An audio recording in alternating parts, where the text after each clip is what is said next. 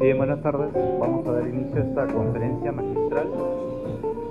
Tenemos el honor de tener como invitado al profesor Luca Radicati, que es profesor en la Universidad de Milán y además árbitro internacional de mucho prestigio. Está estos días por Lima, así que le invitamos cordialmente para que nos pueda dar una conferencia magistral, y él gentilmente ha accedido a estar con nosotros el día de hoy. Y el tema que se ha escogido para la charla, para esta conferencia magistral es el de Lex Mercatoria, Principius Unidro y Arbitraje Internacional. El profesor Radicati va a dar su conferencia en inglés. No obstante, al momento de hacer las preguntas, al momento del debate y los comentarios de nuestros distinguidos panelistas, Alfredo Bular y Franz von Müller, lo vamos a hacer en español. Así que si tienen sus preguntas también las pueden ir alcanzando durante el desarrollo de la conferencia, y si no, también luego de la conferencia y los comentarios de los panelistas vamos a tener los micrófonos abiertos para que ustedes puedan hacer las preguntas que consideren pertinentes. Entonces aprovecho para darle nuevamente la bienvenida al profesor Luca Radicati por aceptar nuestra invitación, y escucharemos la conferencia magistral. Muchas gracias, profesor Radicati. Es un placer un honor estar aquí con vosotros. Y como Roger lo ha dicho, voy a hablar inglés, pues es más fácil para mí, creo para vosotros también. Now, the topic that has been chosen, Lex Mercatoria, Unidroit principles and arbitration, international arbitration, may seem a little bit exoteric. Actually, I didn't choose the topic myself. It was Roger who el tema. Tal vez deben haber visto un artículo que escribí hace algunos años y pueden haber pensado que era interesante.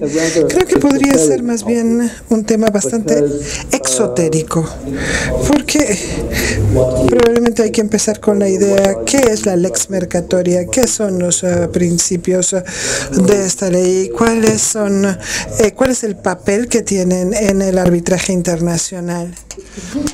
Para poner esta discusión en contexto, creo que uno tiene que mirar que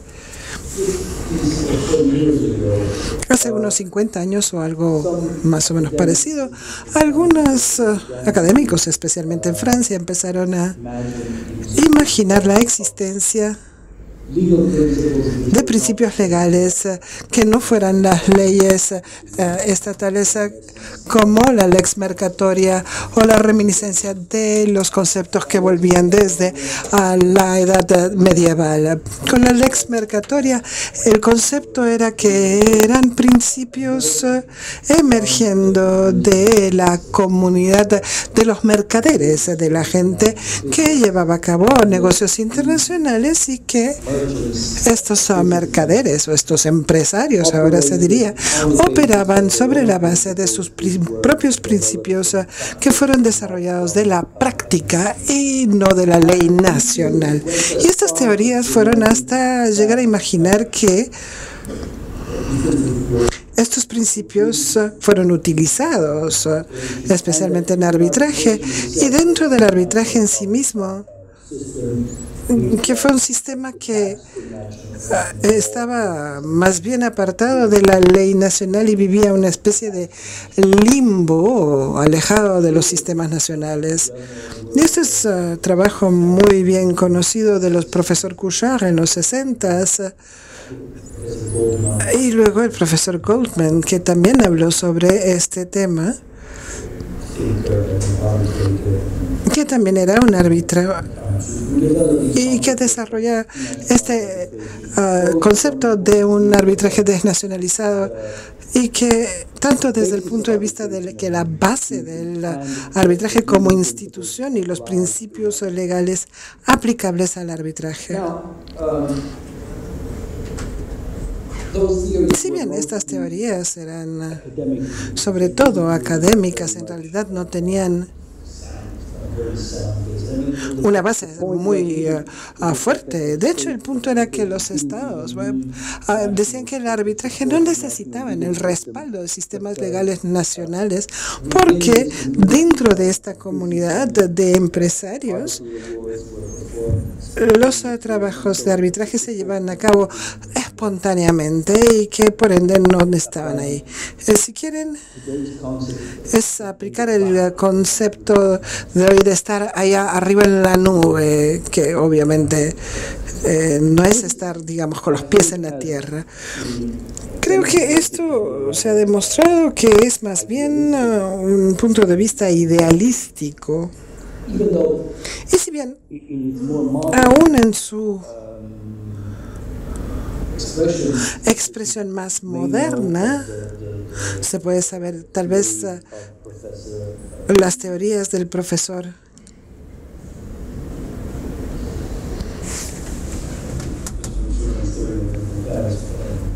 este profesor de París, Emmanuel Gaillard, que ha desarrollado una teoría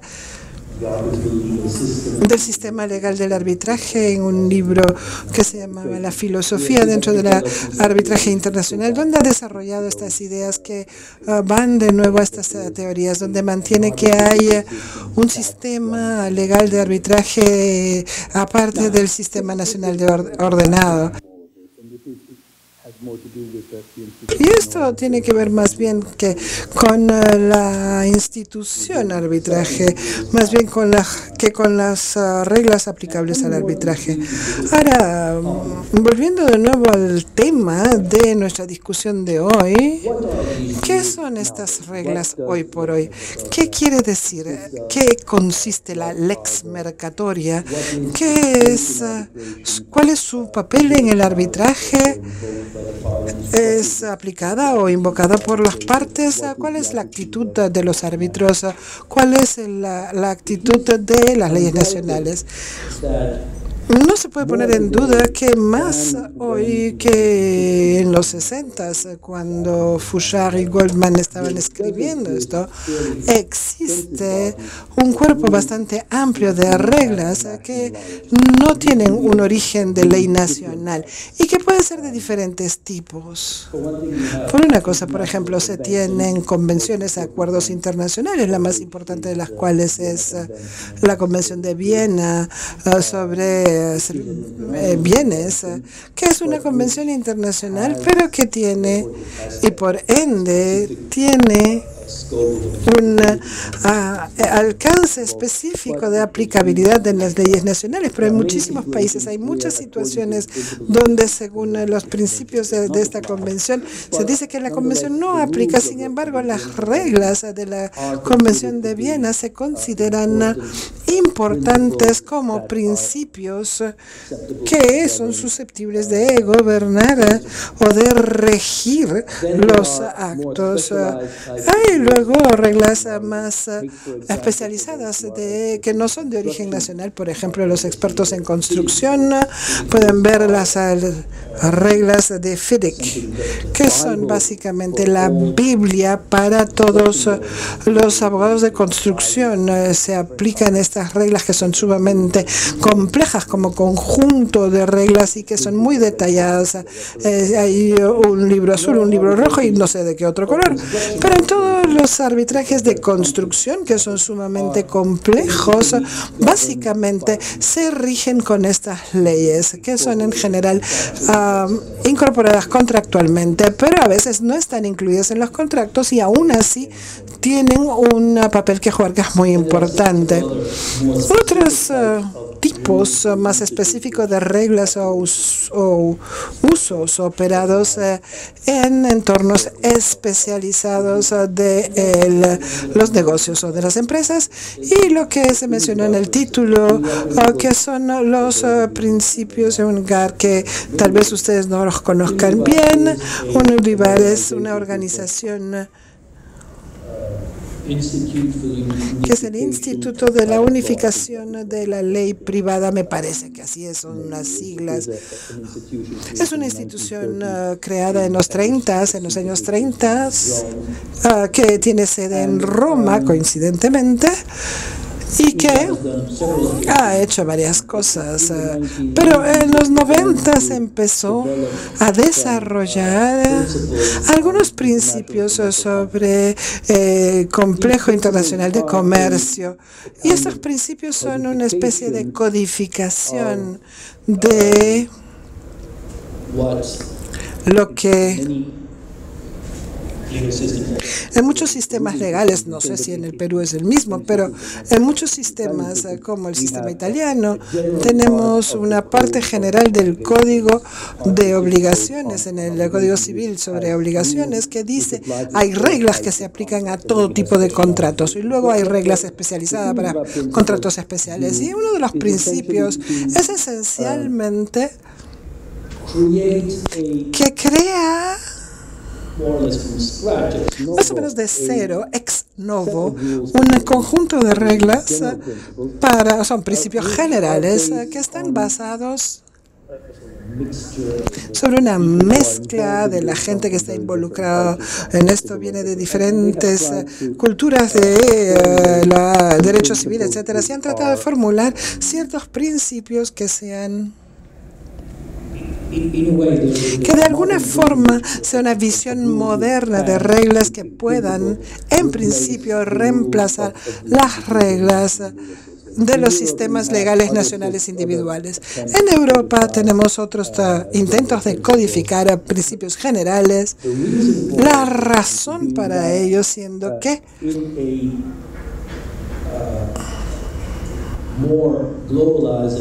en una economía más globalizada, más internacionalizada, apoyarse a una ley nacional puede ser más problemático porque la aplicación de las leyes nacionales depende de las leyes internacionales, que son las reglas que van a identificar las reglas aplicables en todo caso y en cada caso. Y estas reglas se hablaron de ellas en 1994 por primera vez, y después hubo una nueva edición en 2010, es decir, actualizada, mejorada, ampliada, con más detalles y especializada. Me olvido las fechas, pero creo que hay una más reciente en 2017. Esa es la cuarta edición, pero no me acuerdo bien. En fin, no importa. Todo esto es para decir que hoy por hoy hay un sistema bastante elaborado, no sistemático, pero un sistema de diferentes tipos de reglas que buscan o que podrían en principio ser aplicadas a transacciones, especialmente a transacciones internacionales. Ahora bien, esto es la situación factual. Existen. Estas reglas existen. La siguiente pregunta es más práctica.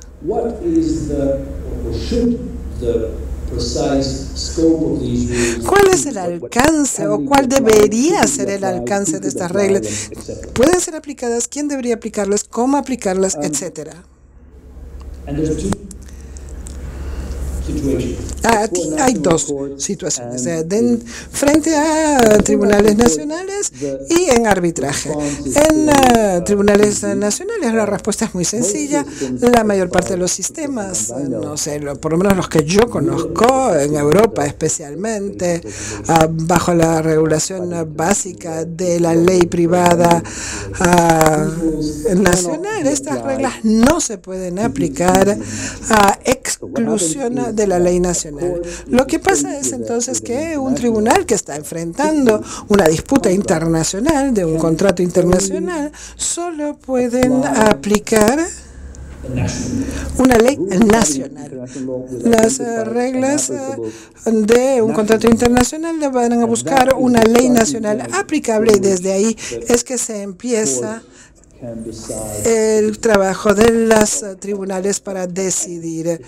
Y esto quiere decir que tanto los criterios de la voluntad de las partes, que es el criterio básico de la ley internacional de contratos para poder identificar la ley aplicable, o los criterios subsidiarios, solo pueden operar para designar una ley nacional como la ley aplicable. Y esto es, pues, de alguna forma, Si quieren, es el final de la discusión sobre principios legales, etcétera, en la ley nacional. El tema es entonces hasta qué punto pueden estos principios ser aplicados en litigación frente a tribunales nacionales, esencialmente solamente en cuanto a que la ley aplicable permita su aplicación. Básicamente, las leyes nacionales contienen, como ustedes saben, reglas obligatorias y reglas de previsión o disposición. Así que si es obligatoria, no hay forma de cambiarla. Esta es la ley. En cuanto a las leyes que son dispositivas, las partes pueden reemplazar estas reglas con lo que ellos quieren, incluyendo en estos casos leyes no nacionales. Estos principios también pueden ser utilizados como una herramienta de interpretación por los tribunales nacionales. Un tribunal nacional puede, por ejemplo, tratar de respaldar una decisión que aplica una ley aplicable que diga esta solución está en conformidad con, por ejemplo, la solución de los principios UNAR. Eso está pasando cada vez más, pero en general, como propuesta general, los tribunales tienden a ser bastante escépticos en este tema y tienen también el respaldo de la regulación nacional diciendo no se puede aplicar esto, y tienen pues un papel bastante residual en lo que es la litigación nacional. Ahora bien, la situación en arbitraje, por lo menos, es potencialmente diferente, porque para el arbitraje internacional las reglas sustantivas aplicables no están hechas bajo las leyes internacionales o sustentadas por las leyes internacionales, sino por diferente tipo de reglas que en cada tributo, es decir, se tienen nuevas reglas en su cámara. Por ejemplo, ¿cuál es la regla sobre la ley aplicable en este caso? Las reglas de la ley, rules of law. Si bien las leyes internacionales dicen, para los tribunales dice la ley, el tribunal va a aplicar la ley fulana y sutana, en arbitraje más moderno, en los estatutos y las reglas, incluyendo la que ustedes tienen acá, habla y dice no de la ley, sino de las reglas de la ley. Las reglas de la ley quiere decir cualquier cosa, no solamente la ley nacional. Lo cual quiere decir que ciertamente las partes pueden escoger aplicar algo que no sea una ley nacional. Por ejemplo, un conflicto entre una empresa peruana y una empresa italiana no va a ser gobernada por ni la ley italiana ni por la peruana, sino por los principios, otros principios. Y eso es lo que pueden hacer las partes. La segunda pregunta es, ¿qué pasa si las partes no han escogido la ley aplicable? ¿Pueden los árbitros entonces identificar cuáles son las leyes aplicables? ¿Dice reglas aplicables?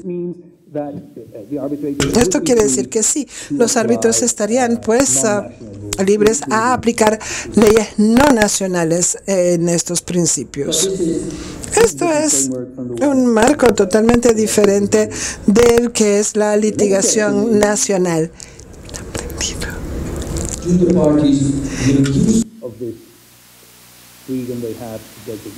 Ahora, la otra es, las partes utilizan esta libertad de designar reglas o leyes no nacionales, y si lo hacen, ¿por qué lo hacen? Y si no lo hacen, ¿por qué no lo hacen? ¿Tiene sentido aplicar estas reglas? ¿Qué es lo que hacen los árbitros en ambos casos cuando estas reglas son designadas específicamente o cuando no es? Y claro, el problema es qué hacen los tribunales cuando llegan a revisar el trabajo del árbitro. La primera pregunta es entonces, Las partes escogen estas reglas y si lo hacen, ¿es una buena idea o no es una buena idea que lo hagan? Hay todo un debate sobre el tema. Hay mucha gente que dice que estas reglas simplemente son una tontería, no tienen ningún sentido, no están completas, no son adecuadas para tratar transacciones internacionales. Es mucho mejor aplicar la ley nacional. Ese es un ejercicio teórico, hay toda esta cosa, pero no todo el mundo lo utiliza. Sí, y no creo que haya ninguna solución que sea válida para todos los casos, si esto es cierto. Creo que mucho dependerá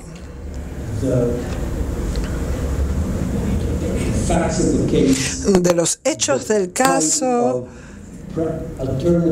del tipo de alternativas en términos de leyes aplicables que existen en la práctica, porque si se tiene, uno puede tener situaciones donde las leyes que pueden ser escogidas concebiblemente por las partes no son leyes que sean específicamente avanzadas o sofisticadas o modernas, y donde no se quiere tal vez escoger una ley de una de las partes porque en realidad o en teoría esto le daría una ventaja a una de las partes. Nuevamente, mi ejemplo del contrato entre una empresa italiana y una empresa peruana.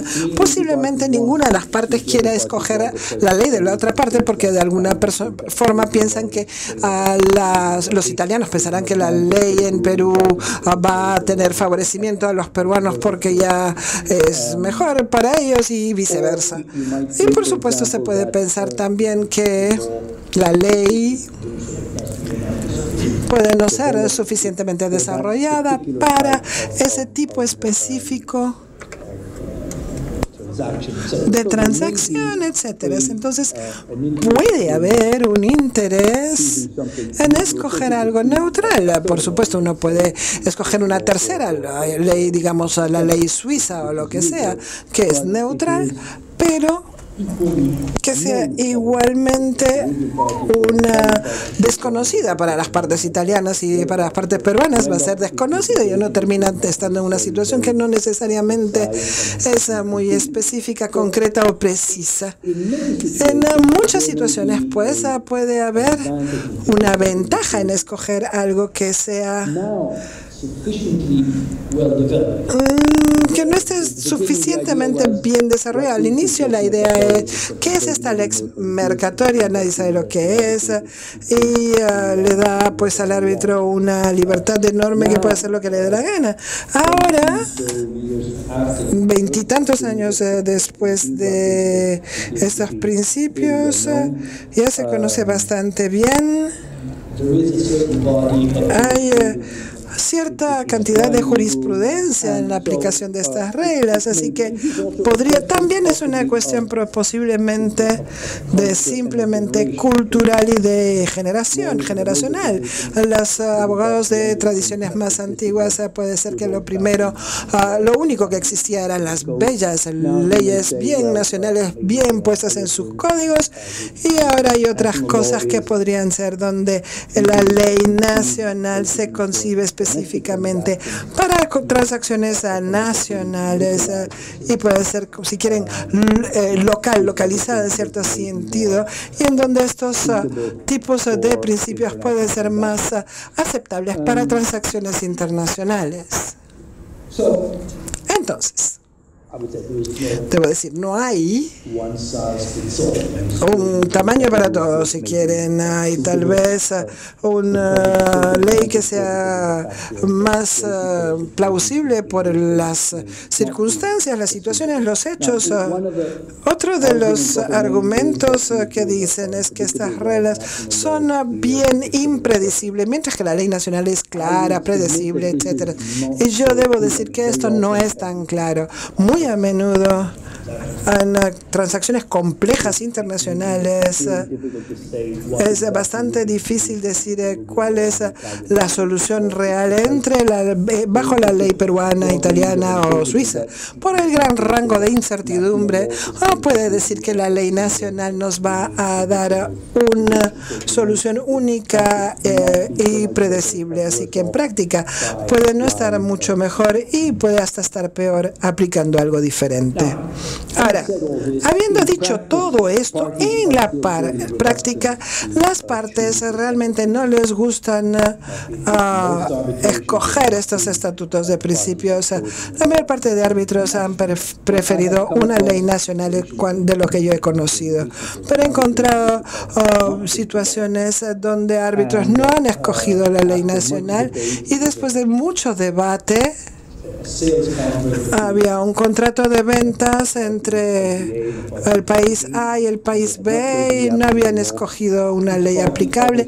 Cada parte obviamente ha dicho que su propia ley era la aplicable basada en lo que habían preparado, y lo que nosotros como tribunal lo que terminamos haciendo es que pensamos que la mejor solución era, de hecho, aplicar la Convención de Viena en la venta de bienes, que técnicamente no era aplicable, porque, no me acuerdo por qué, pero ninguna de las partes era una parte contratante, pero terminamos pensando que en lugar de aplicar la ley del Estado A o de la ley del Estado B, que nos hubiera dado la impresión de favorecer una parte sobre la otra, que no había una razón muy clara de escoger una en lugar de la otra, terminamos aplicando la Convención de Viena, que la llamamos una parte de la lex mercatoria. El hecho es que las partes tienden a no escoger esto en cuanto a que piensan en este problema y escogen normalmente una ley nacional. El siguiente tema es ¿qué deberían hacer los árbitros cuando las partes no han escogido la regla? ¿Pueden los árbitros escoger espontáneamente aplicar una ley no nacional? Y yo creo que la respuesta es implícita, y ya lo dije, porque precisamente lo que hicimos en ese caso fue escoger una ley no nacional. Algunos dirán que esa no es la solución correcta, porque las partes, que los árbitros no pueden aplicar, no deben aplicar como reglas aplicables leyes o reglas no nacionales. Ahora, yo no estoy seguro de que haya ninguna base legal muy fuerte sobre esto, porque hacer esto implicaría que hay un presupuesto, un supuesto de que la ley nacional siempre debería aplicar aun cuando las partes no hayan escogido cuál ley. No creo que haya mucha base para ello. Yo diría que muchos dirían que esta es una solución inesperada, tal vez, pero creo que es factualmente correcto, porque si las partes no han escogido una ley, quiere decir probablemente que no pensaron en el problema, y si no pensaron en el problema, es difícil de pensar qué habrían pensado si hubieran pensado en el caso, y en ese caso tal vez habrían escogido una ley nacional, y entonces ¿cuál sería la ley nacional que hubieran escogido si hubieran pensado? Y si se toma en cuenta que la amplitud que tienen los árbitros en la designación de la ley aplicable, las reglas de conflicto que son aplicables entre los árbitros les dan una amplia posibilidad de escoger directamente la ley aplicable, o si quieren pueden designar un método de una ley internacional y pueden escoger el sistema de leyes privadas internacionales que puedan pensar que es el más aconsejable. Es decir, pueden hacer finalmente lo que ellos quieran, si quieren, en ese instante. Pero claro, los árbitros piensan y actúan racionalmente, pero tienen muchísima discreción sobre lo que deben aplicar o no. Así que yo pienso que si bien este todavía es un tema muy álgido, muy en debate, no creo que hay un impedimento fundamental legal para la aplicación de estas reglas por los árbitros. Y lo último que quisiera tal vez mencionar es si de verdad todavía sigue teniendo sentido que los sistemas nacionales prohíban la opción de escoger estas reglas frente a los tribunales nacionales. Y tal vez sea totalmente teórico, porque estamos diciendo si los partes no escogen leyes nacionales, pero ¿por qué se les debe prohibir algo, hacer algo frente a un tribunal nacional, cuando pueden hacer otra cosa diferente si escogen el arbitraje? Esto es algo que no me parece totalmente para nada justificable. Y yo lo diría basado sobre tal vez un concepto más bien anticuado de que la ley nacional es por definición mejor que otra ley de otra nación, mientras que en un mundo globalizado yo creo que esto necesariamente no es la única conclusión que uno pueda sacar de esto. Y voy a parar acá, creo. 2 minutos, ok. No, creo que mejor es una discusión después, tal vez después de ustedes. ¿Quieres empezar comentando algunos temas de la exposición?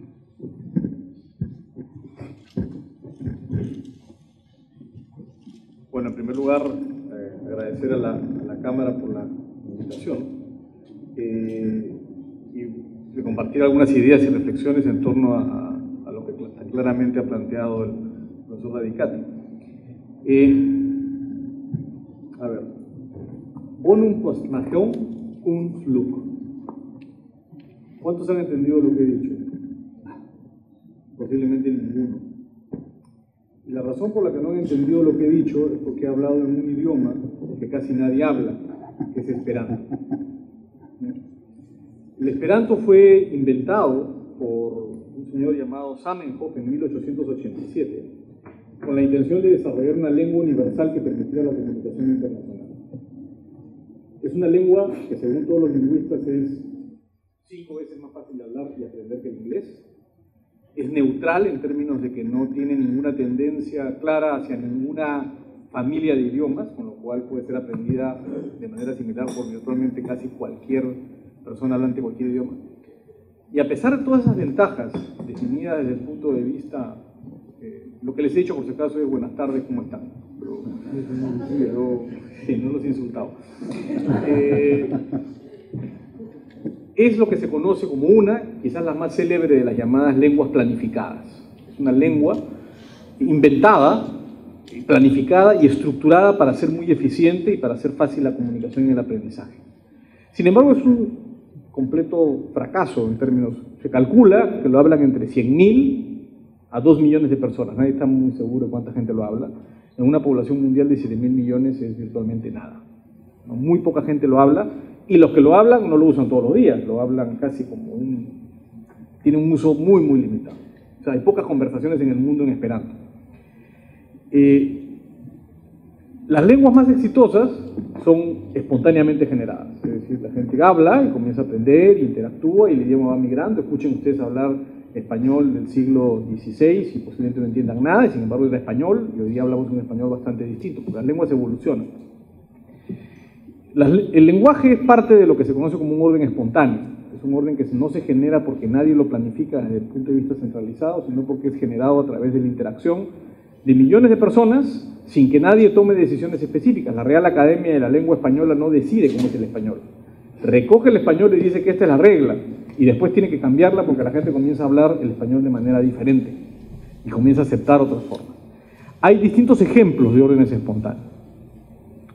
Uno también conocido es la economía. Los precios se generan por una interacción de millones de ofertantes y demandantes en el mercado y no son planificados por nadie, salvo que tenga una economía planificada. Hayek es el que tiene esta idea, Friedrich von Hayek, ganador del Premio Nobel de Economía, decía que en los órdenes espontáneos estaba el lenguaje, estaba la economía e incluía, curiosamente para los juristas, el derecho.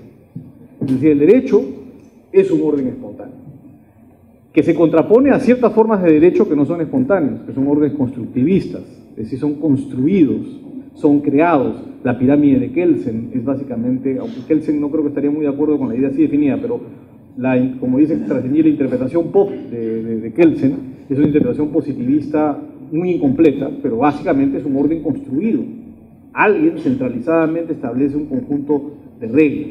Y lo que básicamente plantea la concepción de la lex mercatoria es que el derecho, por lo menos una parte importante del derecho, y en particular cuando estamos hablando de las reglas que utilizan los comerciantes, no necesariamente es un orden construido, es un orden espontáneo, que crece a través de interacción, y donde las reglas no son definidas ni siquiera por los abogados, sino por los comerciantes, que usualmente conocen esa norma, por más que no está publicada en el diario oficial del peruano. Saben que existe y la cumplen. Hay numerosos ejemplos de cosas similares, ¿no? Yo recuerdo alguna vez que venía conduciendo mi automóvil en Estados Unidos cuando estaba estudiando, y llegué a un semáforo, y esto seguro lo han escuchado porque alguna vez lo he escrito, pero llegué a un semáforo y el semáforo estaba descompuesto. Entonces, digamos, hice lo que cualquier peruano hace. Lo que hace un peruano cuando eso ocurre es pega el parachoques con el carro que viene delante, y apenas ese carro entra, uno entra a la misma intersección, porque si no se te mete un bus por el costado y no te deja pasar, ¿no? Entonces, resultó que me pegué, y cuando pasé todos me comenzaron a insultar. Entonces yo no entendía por qué. Cuando llegué a la casa de un amigo argentino, le conté y me dijo, no, es que eso no se hace. Entonces, ¿por qué? ¿Qué cosa he hecho? En Estados Unidos, cuando un semáforo se descompone, lo que hace es pasa uno de un lado, pasa uno del otro, pasa uno de un lado, pasa uno del otro, ¿no es cierto? Eso es lo que se hace. Y yo le digo, pero acabo de dar mi examen para obtener la licencia acá y no estaba eso en las códigos. No, eso no está, todo el mundo lo sabe. Es más, me dijo que alguna vez un policía le había comentado que si tú rompes esa regla, te hacen responsable del accidente. A pesar que no está en el código de tránsito, a pesar, ¿por qué? Porque es un uso que incluso para la aplicación de una regulación administrativa, como es la regla de tránsito, es aplicable. Y para la aplicación de una regla de responsabilidad civil, que está en un código civil o en el Statement of Torts o lo que sea, también resulta aplicable. A pesar que nadie la escribió específicamente, nadie puso esa regla nació de la interacción. La gente aprendió a usarla, se dio cuenta que era una buena regla, porque es una excelente regla. ¿Cuántos atracones nos evitaríamos si en las esquinas de Lima, cuando no hay semáforo, pasara uno y pasara el otro, pasara uno y pasara el otro? Si tuviéramos la paciencia de esperar, pero no pasa, entonces nos atracamos. En Estados Unidos resuelven ese problema de esa manera.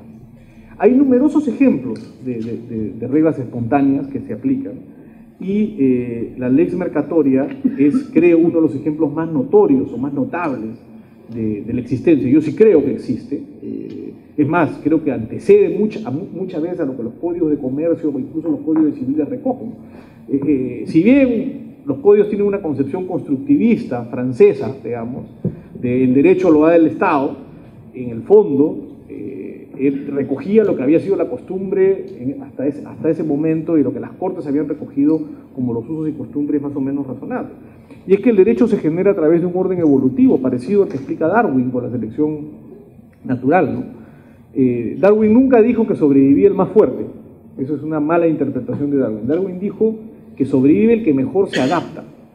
El proceso adaptativo significa que entre un entorno determinado, quien tiene alguna razón para adaptarse mejor a ese entorno sobrevive más que quien no la tiene, ¿no? Los zorros blancos sobreviven más en la nieve porque alguna vez un zorro con piel más clara, un zorro albino, sobrevivió más y tuvo más hijos que un zorro café. En consecuencia, los cafés se extinguieron y los blancos sobrevivieron en la nieve. Cuando desapareció la nieve pasó el fenómeno inverso. El derecho pasa lo mismo, el derecho se tiene que adaptar a un entorno. Las malas reglas tienden a desaparecer y las buenas reglas tienden a continuar, pero en principio los comerciantes van desarrollando las reglas y las van adaptando a los cambios de tecnología, de interacción, de reducción de costos de transacción, de cambio de circunstancias, de cambio de productos, de cambio y van adaptándose precisamente a esos cambios, ¿no? Y entonces en ese proceso adaptativo, del cual todos ustedes han sido testigos, posiblemente sin advertirlo, ¿no? Yo siempre cuento esto porque lo advierto. Un día en un tribunal arbitral se nos ocurre hacer el acta de instalación de cierta manera.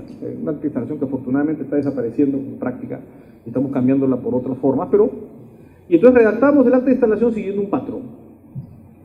Y el patrón parecía que tenía algunas ventajas, porque de pronto algún día en otro arbitraje, en el que soy abogado, veo un acta de instalación que es casi un calco del acta de instalación que yo hice alguna vez, ¿no? O que lo hice con otros colegas árbitros.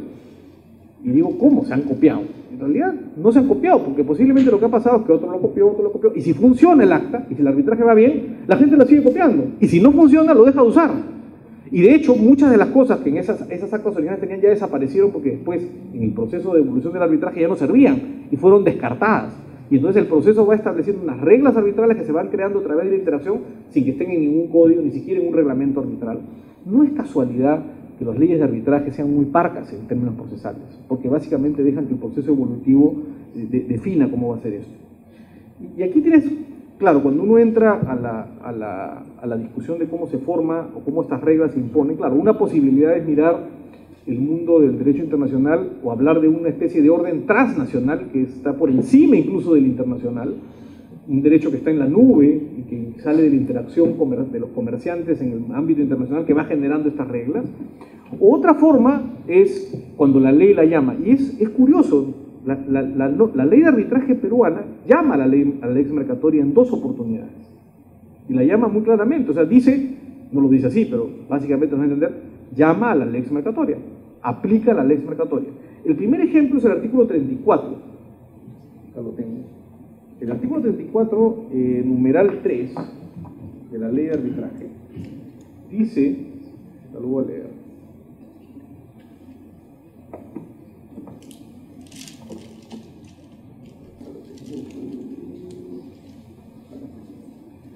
dice, si no existe disposición aplicable en las reglas aprobadas por las partes o por el tribunal arbitral, se podrá aplicar de manera supletoria las normas de este decreto legislativo. Hasta ahí aplica la ley de arbitraje. Dice, si no existe norma aplicable en el decreto legislativo, el tribunal arbitral podrá recurrir, según su criterio, a los principios arbitrales, así como a los usos y costumbres en materia arbitral. ¿Qué está diciendo? Está diciendo, acá está clarísimo, por más que todavía no lo entienden, en la mañana leía un escrito que me presentaron en un arbitraje invocando el Código Procesal Civil. Acá dice que si no hay norma en la ley de arbitraje, se aplica el uso y costumbre arbitral, no el Código Procesal Civil. Está claramente cerrada la aplicación del Código Procesal Civil, salvo que tú consideres que el Código Procesal Civil recoge un uso o costumbre arbitral, en cuyo caso lo puedes invocar, pero eso es por otro camino. Entonces, ¿qué te está diciendo ahí? Oye, recurre a los usos y costumbres arbitrales, que es una especie de lex mercatoria arbitral, el uso y la práctica arbitral común. ¿Dónde lo encuentras? Les pongo un ejemplo. El otro día, en un arbitraje, ¿no?, presentan una pericia y el día de la declaración pericial el perito no aparece y nos dicen, no, el perito ya no va a venir. No sé qué habrá pasado, si se habrán peleado con el perito. Entonces, ¿qué hacemos? No, señor, lea la pericia y aplíquela. Y la otra parte dice, no, porque yo no puedo contrainterrogar al perito. Y claro, vas al sistema de la ley de arbitraje y no hay nada, no dice nada que hacer en esta situación. Pero como aquí hacen la referencia a los usos y costumbres arbitrales, vas a buscarlas. Pues, ¿dónde puedes encontrarlas? Por ejemplo, las reglas de la IVA, que son una compilación de usos y costumbres arbitrales. Y al llegar a las reglas de la IVA te encuentras que hay una regla ahí establecida que dice que el tribunal puede, si es que efectivamente el perito no concurre, retirar la pericia como prueba. Si es que no ha habido posibilidad de contradicción, a criterio del tribunal. Bueno, entonces agarras y citas y dices, en base a este artículo que llama una lex mercatoria, puedo aplicarla. Por supuesto que están todos los caminos que mencionaba Luca, hay otros caminos para aplicar la lex mercatoria, no necesariamente este. Está en la propia interpretación de las normas, en los contratos, etc. Pero ahí tienes una aplicación de un ejemplo. El segundo ejemplo está en el artículo 57.4 de la ley, que es el principio que habla de la ley aplicable al fondo. Y ahí nuestra ley dice, en todos los casos, el tribunal, y acá está hablado del doméstico y del internacional. Esto se aplica al doméstico y al internacional.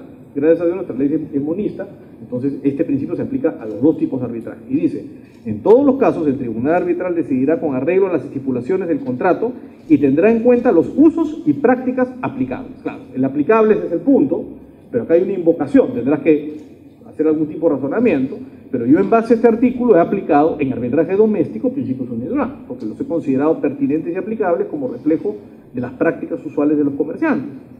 Y desde ese punto de vista no invocas. Además, la verdad, aplicar los principios universales es una de las cosas más fáciles del mundo. Primero porque son mucho mejores que los códigos civiles, en mi opinión. Son más claros, están mejor redactados, son más precisos, reflejan mejor lo que los negocios hacen. En segundo lugar, es bien difícil encontrar un código civil que esté en contradicción con los principios universales. Los principios son los mismos. Puede ser que efectivamente por ahí el remedio que contemplan sean distintos, pero los principios de interpretación son parecidos, las reglas de formación de contratos son parecidas, las reglas de integración de contratos son parecidas, pero están mejor redactadas, son más claras, más... Y varias veces hemos aplicado, por ejemplo, a mí me encanta usar los principios de interpretación universal, me parecen mucho más claros que los 3 artículos que hay en el Código Civil, que no te explican bien cómo haces el proceso. Las reglas en los principios universales son mucho más claros, mucho más sintéticos, mucho más específicas, te ilustran mejor en cómo interpretarla y entonces te ayudan a interpretar mejor la ley. Y de hecho, les puedo asegurar, así no citen ustedes los principios universales, si aplican esos principios, así no citen los universales, parece que están aplicando cualquier código civil. Parece, pero es más ordenado, ¿no? Entonces, ahí uno ve de alguna manera cómo esto se va reflejando en distintas expresiones, como mencionaba Luca, ¿no? La lex petrolea, hay una ley de los petroleros que se aplica y que ha sido citada en numerosos laudos, la ley de construcciones, la ley de los constructores, la ley esportiva en el arbitraje deportivo, bueno, la lex mercatoria como... Y culmina viendo un poco el efecto que esto tiene. Hay una estadística muy interesante de la ICC, donde se dieron el trabajo de revisar una serie de laudos y preguntarse en cuántos de esos laudos la ley elegida por las partes o la ley aplicable según el tribunal, la ley de fondo, la ley nacional aplicable, había sido citada en el laudo de manera relevante. Solo el 30%. 70% de los laudos no citan la ley nacional elegida por las partes o aplicable según el propio tribunal de manera relevante para decidir el asunto en el laudo. ¿Eso qué aplican? Lo que dice el estudio de la ICC es que aplican el contrato. O sea, leen el contrato y lo aplican. Yo ahí alguna vez hablando con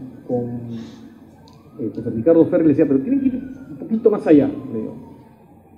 Lean, yo daría el trabajo de leer los laudos, no sé si lo habrán hecho. Yo le diría, lean los laudos, y ya no está en la ICC, se acaba de ir, o sea que no sé si algún día lo harán. Lean los laudos y miren si es solo el contrato o es los principios comerciales que el contrato refleja, ¿no? Y que interpretan el contrato según eso. Entonces se van a dar cuenta que en realidad el 70% posiblemente tienen que ver con una aplicación del lex mercatoria. Ya de hecho, citar un contrato que usualmente refleja una práctica, el contrato es una práctica comercial, las cláusulas contractuales suelen reflejar la práctica de cómo los abogados y en realidad los comerciantes redactan los contratos. Y en consecuencia es una forma efectiva de entenderlo. Un último consejo, y con esto termino. Hay una página que a mí me gusta mucho, o sea, que es Translex, que es una página donde está recopilada la ley mercatoria. Por supuesto, no de la manera orgánica, porque la ley mercatoria no puede ser orgánica, pues no se volvería un orden constructivista, pero están los principios principales de la ley mercatoria citados, explicados en qué consisten, citando la jurisprudencia, la doctrina que los menciona, y es muy útil para encontrar, y les digo, cuando tengo un caso, busco el principio y encuentro jurisprudencia relevante, encuentro cómo funciona el principio, cómo se ha interpretado, y ayuda mucho, incluso si no quieres citar como lex mercatoria, te da principios que te ayudan a entender la ley normal que las partes han elegido, para entender cómo debe ser aplicada. Entonces, la ley mercatoria es una herramienta muy útil, muy práctica, tiene un efecto práctico, o sea, lo que estamos discutiendo acá no es una teoría, estamos discutiendo algo que sí ocurre, que creo yo, con la internalización de las relaciones, va a ocurrir con mucho más frecuencia. Lo estamos ya viendo, cada vez me encuentro que discusiones que yo tenía en arbitrajes hace 15 años sobre una cláusula contractual, aparece ya en contratos redactados en el Perú, porque a través de la práctica se comienzan a reflejar las cláusulas hechas en otros lugares. Eso es parte de la ley mercatoria. Yo creo que es importante por eso tener en cuenta cómo funciona, cómo opera y dónde encontrarla. Gracias. Gracias, Alfredo. Hemos tomado nota de algunos temas para la discusión posterior. Le quiero ceder la palabra ahora a Frank Muller. Gracias, Frank. Muchas gracias. Buenas noches ya. Es para mí un honor estar hoy día con Luca, con Alfredo y con Roger y con ustedes y tener la oportunidad de comentar un poco el tema de la lex mercatoria y el arbitraje. Como me ocurre muchas veces que me toca hablar al final, prácticamente me quedo sin materia, pero voy a tratar de improvisar algunas ideas, porque buena parte de lo que había apuntado afanosamente en la tarde para mi presentación ya ha sido, ya lo último fue el artículo 57 de la ley de arbitraje, pero bueno. Entonces, ¿qué es lo que pasa? Esto me lleva a una reflexión de base que es la importancia del convenio arbitral, que es algo que yo trato de explicarle a mis alumnos en la universidad a partir del principio de la autonomía de la voluntad, que yo tengo la impresión que muchas veces se soslaya o se deja de lado. Cuando nosotros vemos que existen normas en la ley de arbitraje, como los artículos que ha citado Alfredo, en realidad estamos ante normas que complementan las diversas posibilidades que pueden adoptar las partes de acuerdo al negocio que estén manejando.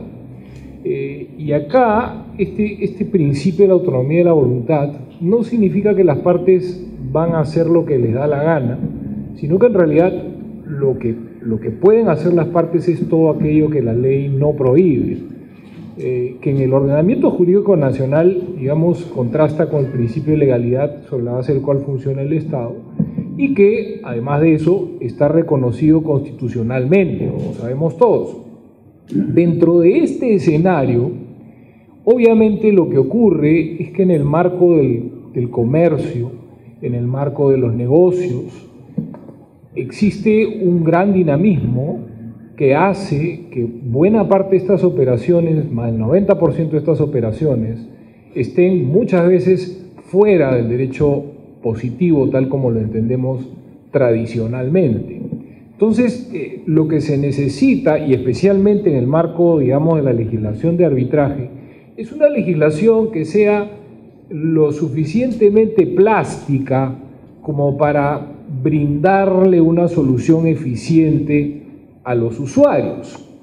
Y acá nosotros en el Perú tenemos un pequeño problemita con ese asunto, porque el usuario del arbitraje viene con un paradigma marcadamente jurisdiccionalista y procesalista e incluso administrativista, que hace que tenga una perspectiva del arbitraje, y esta es una situación que tiene 20 años en el país, que tiene una perspectiva muy orientada a tratar de explicar esta cosa tan flexible que es el arbitraje como un proceso, ¿no? Entonces, cuando tú litigas en sede arbitral, y me ha tocado ahora ejercer como árbitro en muchos casos, no falta el litigante que te reclama por la necesidad de aplicar la preclusión, por ejemplo, ¿no? Entonces, hay una serie de momentos en el arbitraje donde encontramos esta suerte de emparentamiento que viene casi por fuerza de gravedad.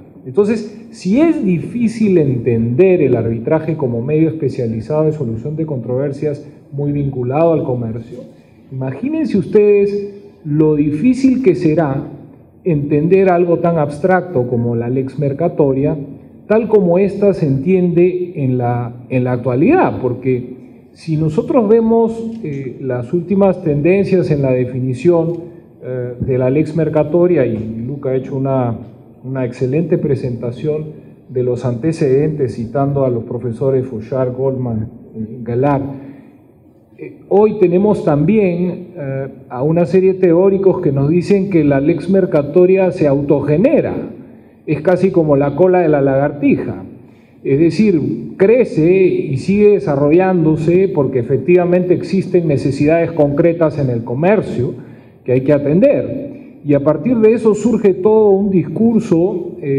para el cual se utiliza una nomenclatura de origen griego que es la autopoiesis, que no significa otra cosa que la autogeneración espontánea del sistema de lex mercatoria por sí mismo. Definición absolutamente discutible, por cierto, porque, les digo, a mi modo de ver, creo que todo eso se explica en la medida que aterricemos en un contrato y que ese contrato finalmente sea exigible, y que una vez que exista una controversia dentro de ese contrato, tú puedas efectivamente aterrizar esto en un arbitraje.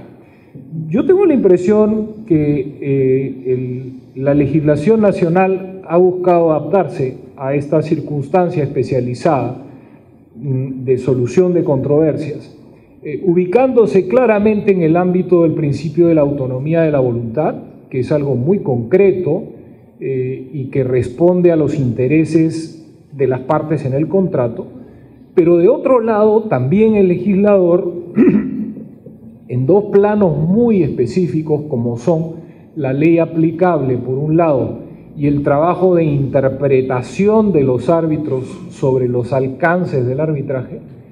La ley de arbitraje abre un amplio espectro, que es muy poco conocido en realidad, donde nos permite efectivamente, como dice Alfredo, llamar la lex mercatoria en sus dos niveles, no solamente para los temas de fondo, sino también para lo que Kaufmann-Kohler ha denominado con mucho éxito como lex mercatoria procesal, cuando nos habla de las características que rigen la práctica arbitral contemporánea. Entonces, la especialidad no obedece a una regla positiva grabada en piedra, sino que más bien la especialidad del arbitraje como medio de solución de controversias es armónica, coincidente, encuentra una vinculación muy flexible con las necesidades propias del comercio. Claro, el riesgo es que cuando uno habla de las necesidades propias del comercio parece que estuviéramos hablando de un gran cajón desastre, pero así es como funciona. La ley de arbitraje nos da ciertos estándares de regulación que son unos máximos y unos mínimos para efectos que las partes puedan pactar ese arbitraje con eficiencia, porque no nos olvidemos que detrás de toda esta discusión, y si bien hemos comenzado hablando del convenio arbitral, lo que vamos a tener al final de esto es una decisión vinculante para las partes. Y esta decisión vinculante para las partes tiene que estar debidamente fundamentada para que pueda ser efectivamente ejecutable. Y en ese sentido, nuestra legislación nos da un esquema de aplicación de la ley muy concreto y sigue los estándares aceptados, en el sentido de que siempre hay una ley aplicable, pero también faculta y autoriza a los usuarios del arbitraje, al momento de pactar el convenio arbitral, establecer la solución de la controversia sobre la base del leal saber y entender de los árbitros. Y esta no es otra cosa que una ventana más para permitir que esos árbitros apliquen usos y costumbres y por ende lex mercatoria en la solución de la controversia. Al final de todo, la verdad de las cosas es que cuando hablamos de lex mercatoria no estamos hablando de ciencia para enviar cohetes a la luna, estamos hablando simple y llanamente de formas de regulación flexibles y adaptables en función de las necesidades del negocio, pero formas de regulación, a fin de cuentas, que tienen raíces muy antiguas en la historia del derecho, especialmente del derecho continental europeo. Lo dejo ahí con esos comentarios y les agradezco mucho por su atención. Gracias, Franz. Profesor, ¿usted quisiera hacer algunos comentarios sobre las exposiciones? Breves. Just a few thoughts which I think algunas ideas me están sorprendiendo, que están todos más o menos alineados a la misma onda de pensamiento. Creo que muy a menudo el debate sobre lex mercatorias está basado sobre un concepto equivocado y una sobreevaluación de lo que es la ley con L mayúscula, y que especialmente, diría yo, no solamente especialmente del tema del Código Civil. Cuando yo empecé mi carrera como abogado en la ley bancaria hace muchísimos años, en esa época habían contratos bancarios muy importantes que en una hoja de papel decía, esta es la ley, porque la razón es que todo lo está regulado por el Código Civil y no se necesita. Y en Italia, cuando hacían un acuerdo de préstamo, decían 500 páginas en Estados Unidos, ¿para qué se utiliza eso? Eso fue al inicio de mi carrera, tenía que traducir todos estos papeles y documentos anglosajones y poniéndolos en la práctica italiana, porque no era la forma que era en que trabajábamos nosotros para no, todo que aquí era cómo había que calcular el interés del negocio, etcétera, diario, en fin. Y así que creo que hay el desarrollo de hacer las cosas de una forma mucho más uniforme, si quieren, en cuanto a acuerdos de leyes y contratos bancarios, por ejemplo, son muy parecidos. Y creo que hay una especie de mistificación de diciendo que la ley es algo muy claro, muy que ayuda muchísimo y que funciona para todas las soluciones y nos ofrece soluciones para todo. La ley entendida como una ley tradicional nacional, eso es un concepto errado, si quieren, pero si uno mira las cosas cómo funcionan en la práctica, especialmente en arbitraje, estamos hablando, en la mayor parte de los casos se tiene situaciones donde la ley aplicable, aun si es una ley nacional, será aplicada por árbitros que tal vez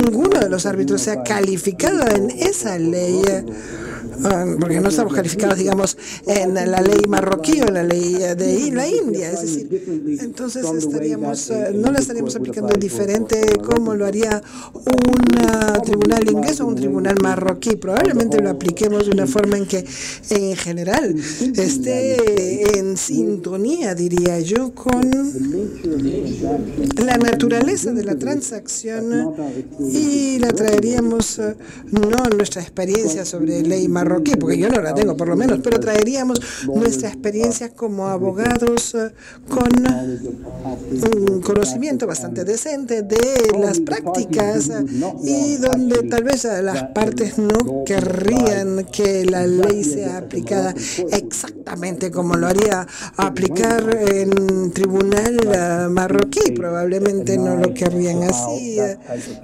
para ver, sino más bien en el contexto de esa transacción.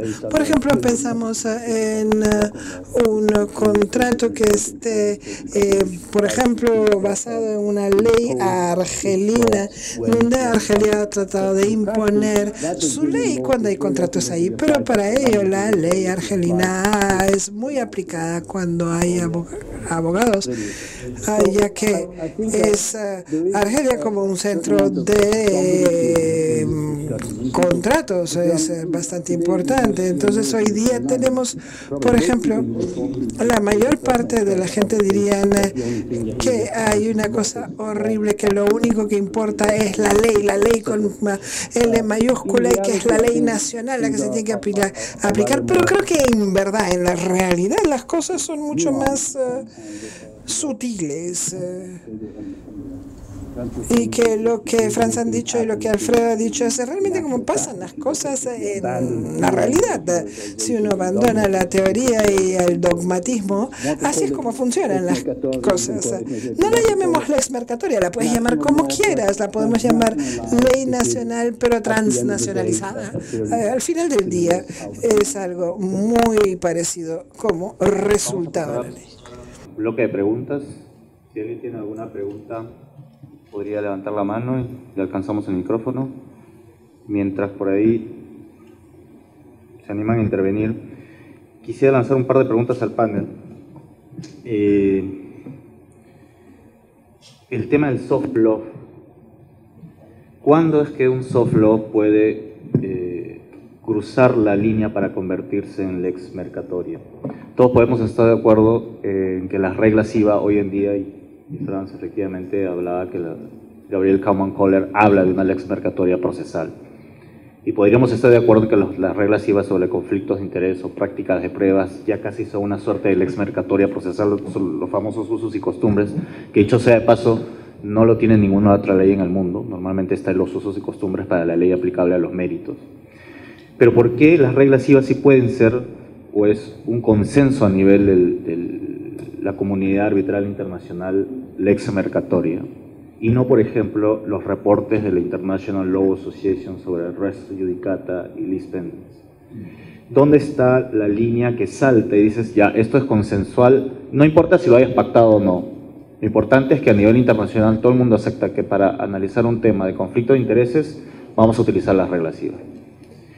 Eso como primera pregunta. Y una segunda pregunta, más allá de los usos y costumbres mercantiles, que es lo que originalmente Coleman decía, y luego esto se ha ampliado.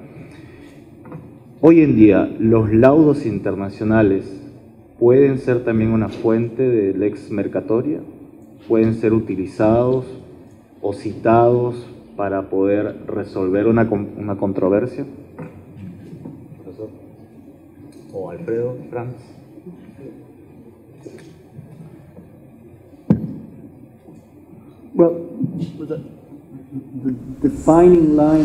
La línea definitoria entre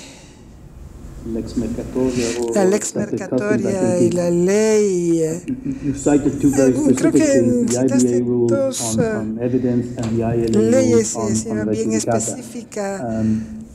específicas. Creo que hay una diferencia, pero no sé cómo definirla, más bien diciendo simplemente que las reglas son más aceptables que las otras. Intrínsecamente no hay diferencia alguna, pero las IVA creo que las... No sé cuándo fueron aceptadas, no sé cuándo fueron codificadas, no sé cuándo furon adoptadas o aprobadas. Creo que al principio fue más bien el 2004. No era la calificación de la práctica, las reglas. Primero están hechas en tipo recomendación, lo cual es técnicamente un poco diferente. Y creo que no son actualmente reconocidas como reglas existentes. Ya no son mucho más que simples recomendaciones, si quieren. Pero tal vez en 15 años estemos hablando de las recomendaciones de ALA como estemos hablando de las recomendaciones de ALA como estamos hablando ahora de la lex mercatoria. Creo que porque estas levantan mucho más cuestiones o preguntas legales que el otro conjunto de preguntas. En cuanto a si los árbitros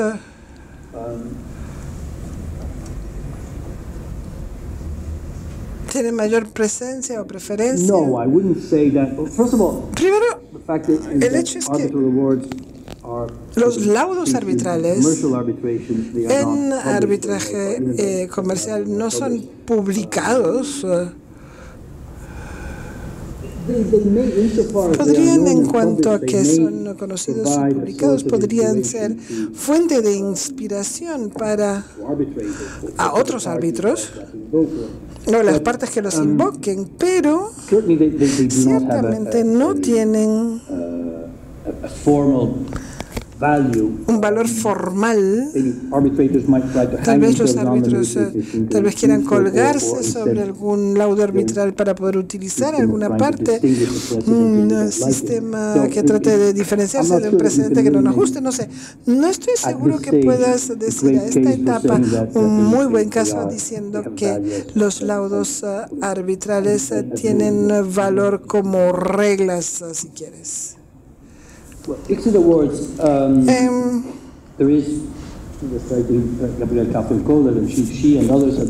She y otros han estado escribiendo sobre el valor de la precedencia de los arbitrajes anteriores, diciendo algo en efecto como que los laudos arbitrales no tienen valor como evidencia o provisión.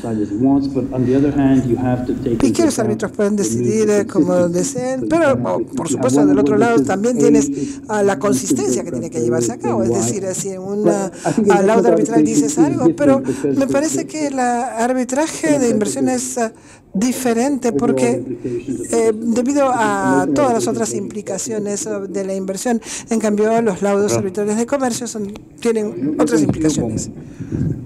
Con Luca, o sea, la razón por la cual las reglas de la IVA son virtualmente aceptadas como soft law y como lex mercatoria y otros cuerpos o compilaciones no, tienen que ver no con quien redactó, sino con quien aplica. Es decir, es el mismo ejemplo del zorro blanco. O sea, en la teoría evolutiva, la evolución se produce por acciones accidentales. Es decir, accidentalmente hay una mutación y un humano nació con un pulgar oponible o algo parecido a un pulgar oponible. El pulgar oponible tiene mucho que ver con nuestro éxito como especie. Nos permite agarrar cosas que la mayoría de animales no pueden agarrar de la misma manera como lo hacemos nosotros. El pulgar oponible es súper importante en nuestro desarrollo, en el manejo de armas, que yo pueda agarrar esto aquí, o sea, para que yo pueda escribir. ¿Cómo ocurrió? Nadie lo diseñó. Fue un accidente. Alguien nació con un pulgar un poco distinto y tuvo hijos que se juntaron con hijos, y como sobrevivía más esa especie porque tenía pulgar oponible, comenzamos a tener todos pulgar oponible. Ya, con la regla de la IVA pasa lo mismo. Se junta un conjunto de personas que se pueden equivocar o pueden acertar, o pueden fallar rotundamente, y recoger como lo que creen que es la práctica internacional, algo que no lo es, o pueden crear una práctica internacional porque tuvieron una buena idea que una vez publicada todo el mundo comenzó a adoptar. ¿Qué fue exactamente lo que pasó? No sé. Lo que le da valor a la regla, lo que la convierte en soft law, es que la regla se adaptó bien a una situación, era buena para resolver un problema y todo el mundo la comenzó a usar, como el acta de instalación que les mencioné hace un momento, ¿no? Alguien hizo un acta y el acta comenzó a ser buena y la gente la comenzó a usar hasta que llegó un momento en que las circunstancias cambiaron y cambiaron. Entonces, en realidad la IVA es exitosa porque la gente la adoptó. ¿Por qué la adoptó? Posiblemente porque sus reglas son buenas, posiblemente porque eran fáciles de entender, o posiblemente porque tuvieron una buena difusión. El asunto es que la gente las aceptó. Y no ocurre lo mismo con otros cuerpos, y como bien dice Luca, de repente acá en 10 años estamos diciendo que la ley no sirve para nada, que es una cosa totalmente decimonónica y anticuada, y hemos creado, y por eso es que continuamente las actualizan, porque vuelven a revisar la práctica y hacen encuestas para ver dónde se aplica y por qué no la aplican y por qué se la aplican, y entonces van ajustando, y que creo que es un proceso adaptativo inteligente, ¿no? Y yo creo que básicamente tiene que ver con el sentido común. A mí la regla que más me gusta de los principios unilaterales es que cuando vas a integrar un contrato dice al final, la última regla es según lo que indica el sentido común. Y el sentido común te ayuda a entender por qué las cosas funcionan o por qué no funcionan. Sobre los laudos, yo creo que pasa una cosa parecida, ¿no? O sea, los laudos se citan y se vuelven a repetir porque posiblemente tienen reglas mejores que otros laudos, ¿no? A veces tiene que ver con el prestigio de quienes lo hicieron, a veces tiene que ver con los hechos del caso, pero la verdad es que hay laudos que son más citados que otros cuando son conocidos y van generando de alguna manera una línea. El gran problema, yo creo que eso es lo que le genera a la gente temor a la lex mercatoria. La mayoría de abogados con los que yo converso, como dice Lucas, le tienen miedo a la lex mercatoria. Y le tienen miedo porque le tienen temor, horror al vacío. O sea, prefieren una organización que una pieza está al lado de la otra y todo es totalmente coherente. Entonces, esto del caos es parecido a la gente que no le gusta el mercado. Es una cosa muy caótica, cambia todos los días. Bueno, la ley mercatoria cambia todos los días. Y lo que más le fastidia, usualmente, es que no es predecible. Dicen, oh, oye, ¿qué es lo que viene con los laudos? Oye, mañana un laudo dice A, pasado dice B, y es contradictorio. Entonces, ¿cómo puede haber?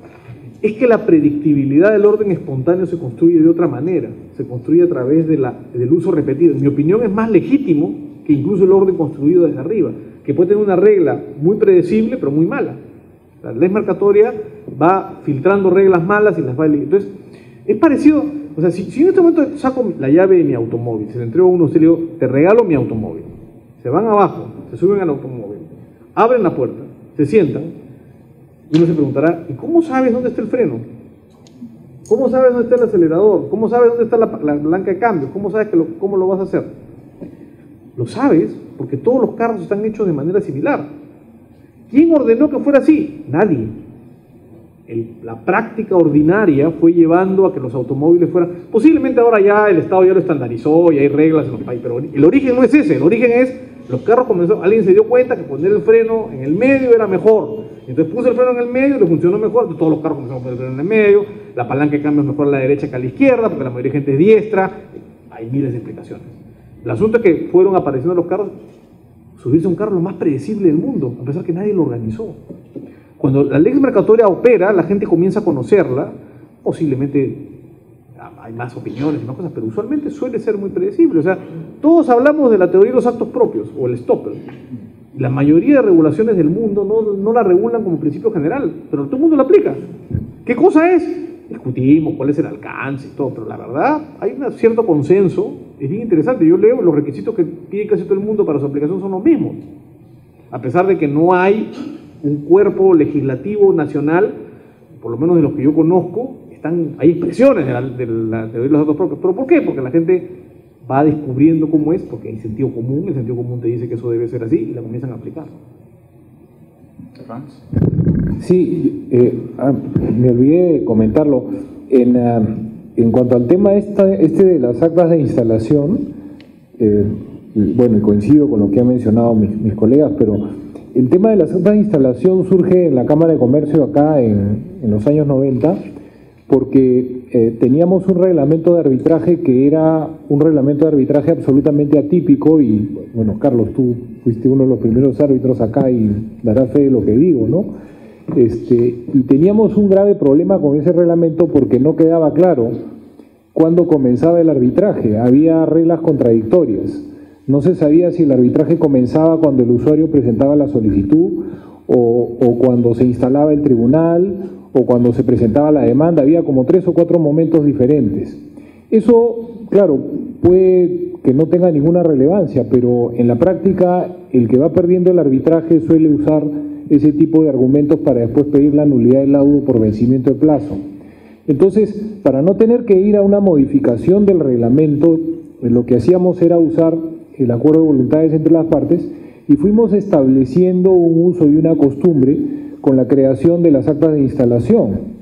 Eso no quiere decir que el acta de instalación, que es un símil, digamos, del acta de emisión de la CCI, no quiere decir que el acta de instalación sea la panacea, porque en la práctica burocratiza el arbitraje innecesariamente. Tan es así que hoy el reglamento de la Cámara permite que se lleve a cabo la instalación por resolución mediante una orden procesal y se siga adelante con el arbitraje. Es decir, al cabo de 20 años ha habido una evolución significativa y hoy en día, digamos, existe una tendencia a la simplificación. Entonces, yo quisiera postular la idea de que en realidad cuando estamos hablando de arbitraje y de solución de controversias comerciales, lo que funciona como el dedo pulgar en la línea evolutiva es precisamente lo que permite simplificar, facilitar y sobre todo lo que le interesa mucho al usuario, llegar lo más rápido posible al laudo arbitral y no solamente lo más rápido posible, sino además, por supuesto, con todas las garantías correspondientes que permitan que el laudo arbitral pueda ser ejecutado y que no tengamos después problemas de nulidad del laudo. Entonces, dentro de ese escenario, hemos tenido en el Perú una línea evolutiva y un proceso de selección muy importante que se ha plasmado, y hay que decirlo, en 3 leyes de arbitraje, no en una. La ley de principios de los años 90, que fue sustituida rápidamente en el año 95, con la 26572, y después en el 2008, después de muchos años de práctica arbitral reiterada en el tiempo, tenemos el decreto legislativo 1071. Y hay que decir que este marco normativo actualmente en vigencia es precisamente un marco normativo que toma de base toda la experiencia arbitral local e internacional. Entonces, es importante destacar esto y decirlo. ¿A qué viene toda esta historia? Que poco a poco los temas principales de las prácticas arbitrales están siendo absorbidas por el arbitraje. Cada vez el arbitraje tiende a simplificarse y a hacerse más efectivo. El mejor ejemplo de eso es el marco normativo nacional. Y en cuanto a las sentencias, a los laudos arbitrales, es cierto que no son un referente vinculante, pero la verdad es que cuando tenemos que decidir arbitrajes en la práctica, siempre tomamos en consideración los laudos emitidos por otros especialistas en determinados momentos. Y si bien no existe el principio del precedente vinculante, es inevitable que haya una vinculación y uno sin duda, y ahí funciona otro proceso de selección natural, uno sin duda va a buscar los mejores argumentos que ya se han producido con la debida anticipación para decidir determinados incidentes. Hay que ser, no sé, loco para no escoger esos mejores argumentos. Y para eso no necesitamos tener un principio de, digamos, obligatoriedad de los laudos. Todo esto entonces se va dando de una manera, en cierta forma, espontánea, que va a contrapelo de la estructura piramidal kelseniana. Gracias, Franz. No sé si hay alguna pregunta. Una cosita siguiendo en esto. Creo que hay un cruce sobre la armonización espontánea de las reglas, porque si vemos las leyes de arbitraje y las leyes y las reglas hace 30 años, las leyes son muy diferentes, o las reglas son muy diferentes de las anteriores. Bueno, yo no sé en la ley peruana, pero ahora ya son muy parecidas. Las leyes de arbitraje en Italia no son muy diferentes de las de otros países europeos. Se puede hablar de competencia entre sistemas legales si quieren, que tienden a armonizar y hacer que los sistemas legales individuales acepten las prácticas que han sido inventados por otros y que tienen que ser satisfactorias, ¿no? Creo que esto es muy importante. Peruana hablaba de ley nacional y ahora en 2008 pusimos normas jurídicas aplicables al fondo de la controversia, lo que abre toda la aplicación del lex mercatoria. No sé si hay alguna por allá, por favor. Le pueden alcanzar al doctor una pregunta.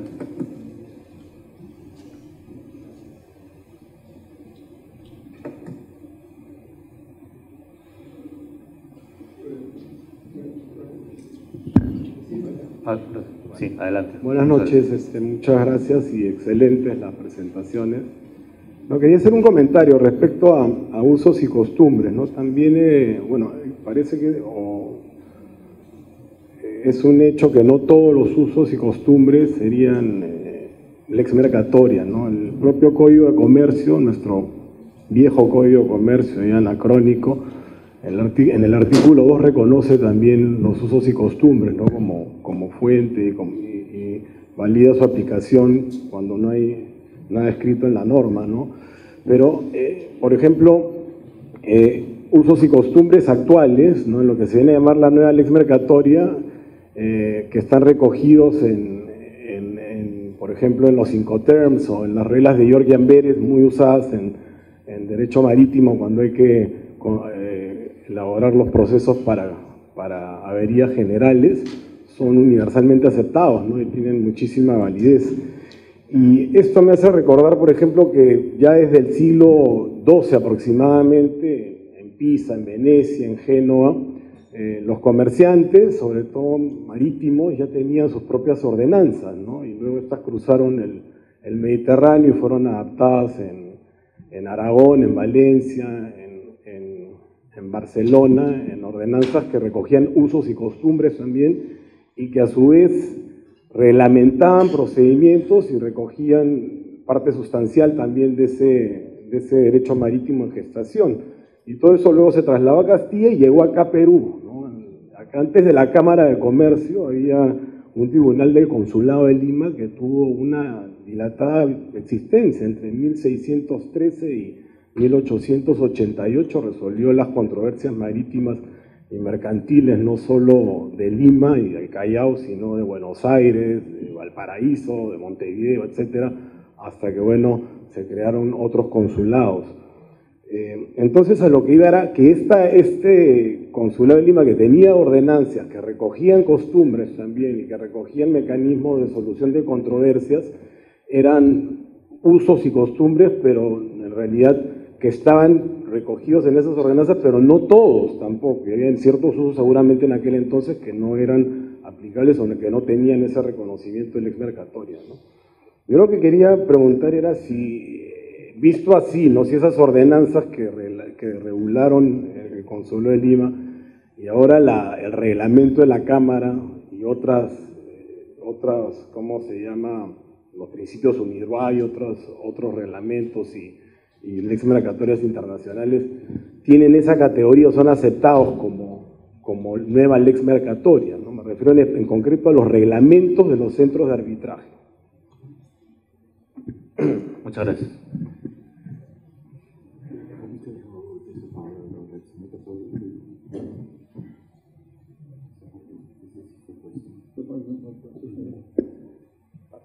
Yes, I would say so. I mean, I think that.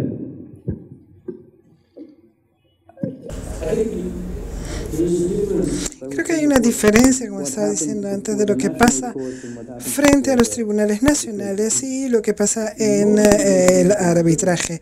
En la mayor parte de los sistemas legales, los usos y costumbres son aceptables o son aceptados, se mencionan en el Código Civil, pero están al fondo de si quieren, de la jerarquía, se aplican cuando son permitidos por la ley o revisado en revisiones específicas del código. Es decir, tienen un alcance muy limitado en su aplicación. Sin embargo, en arbitraje, los usos y costumbres, diría yo, que son aplicados al mismo nivel que las reglas, las leyes. Si quieren, se encontrará difícil que un árbitro diga que nos va a aplicar los términos INCRA porque no hay un recuadro específico en la jerarquía de reglas que tiene que aplicar. Van a aplicar los términos INCRA o la ley marítima o los usos marítimos cuando está trabajando con disputas marítimas. En arbitraje, pues, hay una flexibilidad mucho mayor. Creo que el árbitro normalmente va a tomar en cuenta cualquier tipo de regla de donde venga y provenga que tenga sentido en el trabajo y que sea aplicable para la circunstancia dada, con una mucho mayor flexibilidad de que lo podría ser un juez nacional. Es decir, un juez tendría dificultades probablemente en términos de Incoterm, lo aplicarían, pero tendrían que sacar un razonamiento muy sofisticado de por qué tiene que aplicar los Incoterms, pero el árbitro lo va a utilizar porque están ahí, porque son útiles, porque ahí van. Quien explica esto muy bien es Hayek, que no es un abogado, que había estudiado Derecho, pero que es un economista, ganó el premio Nobel y tiene toda esa teoría de los órdenes espontáneos, y habla específicamente del derecho, ¿no? Y lo que dice es una cosa muy simple, ¿no? O sea, si ustedes ven un reglamento, en el fondo, un reglamento de un centro arbitral es un contrato, es una oferta contractual que cualquier convenio al cual un convenio arbitral se adhiere. Y de hecho, así lo define en nuestra ley. Nuestra ley dice que por convenio arbitral se entiende, entre otras cosas, el reglamento al cual las partes se han sometido. Entonces, se forman a través de un proceso similar al que se forman los contratos. Es decir, las cláusulas contractuales se comienzan a estandarizar o a armonizar, como explicaba muy bien Luca, cuando hay cláusulas buenas o modelos buenos y todo el mundo los comienza a usar y funcionan. Porque lo que las partes siempre buscan en cualquier contrato es minimizar el costo total del contrato y luego distribuirse los beneficios. Entonces, esa es la negociación de un contrato. Pero a todos les conviene que el costo total del contrato sea lo menor posible. De ahí viene la regla universal que está en virtualmente todos los códigos del mundo, en todos los contratos, que por ejemplo, la pérdida del bien, el riesgo de pérdida del bien se traslada con la entrega. Es lógico, pues, si yo tengo un bien en mi poder y yo lo tengo que entregar, ¿no? Si yo lo tengo en mi poder, yo tengo mejor control a menor costo del riesgo de pérdida que la otra parte. Al momento que se lo entrego, el riesgo se traslada. Es una regla económica que tiene que ver con el sentido común y que virtualmente todos los contratos, salvo situaciones excepcionales, la recogen y en consecuencia todos los códigos la usan como regla default y en consecuencia posiblemente todo el mundo aceptaría como lógica. Lo mismo pasa con las reglas arbitrales y basta observar el fenómeno. La CCI modifica su reglamento y automáticamente comienzan a verse en cascada modificaciones de reglamentos en todas partes del mundo. Algunas siguiendo, otras diciendo no, porque mi mercado es diferente. Y acá también pasa, ¿no? La Cámara modifica su reglamento y acaba de modificarlo y ya se han anunciado que va a haber modificaciones en otros reglamentos que van a seguir posiblemente patrones parecidos, algunos distintos. pero van a ir adaptándose. Y cuando la cláusula, cuando se comete, yo no le llamaría un error, porque es un proceso de experimentación, es un proceso de ensayo-error, alguna parte del reglamento no funciona, van a ver que comienzan a identificarla porque se están perdiendo arbitrajes o la gente no está sometiéndose porque la cláusula no les gusta, entonces van a ver ustedes cómo modifican el reglamento para ajustarse a eso, porque el usuario, es que ese es el punto del orden espontáneo. En el orden constructivista, el legislador controla. En el orden espontáneo, el usuario de la norma controla. Él es el que a través de la demanda del uso de la norma va marcando cómo ocurren las cosas. Y entonces los reglamentos son consecuencia del orden espontáneo, como posiblemente eran las ordenanzas o las prácticas usuales, las reglas que los comerciantes aplicaban entre sí, los estatutos de comercio que se aplicaron en los gremios durante los finales del medioevo. O sea, encuentra... Lo que sí es verdad es que los órdenes espontáneos encuentran mejores espacios cuando la ley nacional es débil, eso es verdad. Cuando no tienes una ley nacional, o sea, no tienes a alguien que se arrogue el monopolio de la aplicación del derecho, es más fácil. Entonces, claro, en países menos definidos, la ley mercatoria aflora porque es la única alternativa.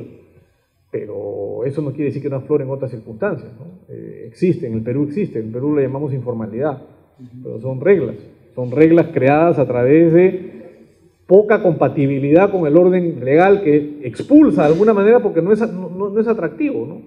Enrique Gersi está trabajando una tesis, lo está trabajando hace varios años, donde él sostiene, la tesis se llama Las fuentes competitivas del derecho. Él sostiene que la pirámide kelseniana es un error, porque la pirámide kelseniana jerarquiza las normas en función a la decisión estatal de que la Constitución está arriba, y él dice, no, las normas operan porque la gente las escoge, y la gente se coloca, se muda, se va a otro país que tiene reglas distintas. Irse a otro país puede ser mudarse o puede ser poner tu negocio en otro lado. Entonces tú escoges dónde inviertes. ¿Por qué tenemos tantos tratados bilaterales de protección de inversiones? ¿Por qué nuestra ley de protección de inversiones es tan buena? Etcétera, etcétera. Porque estamos compitiendo con otros marcos legales y queremos que la gente vote con los pies y escoja nuestro marco legal. Eso es el proceso de generación de normas espontáneas, que llega incluso a reflejarse en las leyes. Porque más allá de que las leyes pueden ser percibidas muchas veces como la arbitrariedad del legislador, que lo son muchas veces, buena parte de esas leyes tienen que ver con países compitiendo con otros países, con municipalidades compitiendo con otras municipalidades para atraer usuarios. Entonces, creo que tenemos que ir cambiando nuestro chip de que la ley es algo que es creado desde arriba. La ley en realidad depende de si la gente decide usarla o no. La facilidad con la que puedes coger otras normas hace que el proceso sea más competitivo, como ocurre en los mercados. Exactamente igual como ocurre en los mercados. Gracias, Alfredo. No sé si hay alguna intervención más allá, por favor, atrás. Adelante, doctor. ¿Qué tal? Un comentario y una pregunta. Cuando hablábamos del éxito de las reglas IVA, recientemente tenía un arbitraje donde se han aplicado reglas IVA, y una de las cosas que me pareció era que las reglas IVA era un arbitraje de CCI, y las reglas IVA eran compatibles con las reglas y con las recomendaciones CCI. Entonces una parte del éxito de las reglas IVA es su compatibilidad con las reglas que se aplican, por ejemplo, en la CCI. Eso es uno de los factores que colaboran con su éxito. Y mi pregunta es vinculada a otro tema que también se mencionó, que lo trató Alfredo muy bien. Muchos de los árbitros latinoamericanos tienden a escoger, si es que las partes no han escogido, la aplicación de un ordenamiento legal predeterminado. Mi pregunta es para el doctor Radicati, en su experiencia, ¿cuántas veces usted tiene experiencia respecto de que en los laudos arbitrales se haya aplicado los principios Underoy para interpretar las normas locales que se ha escogido como aplicables?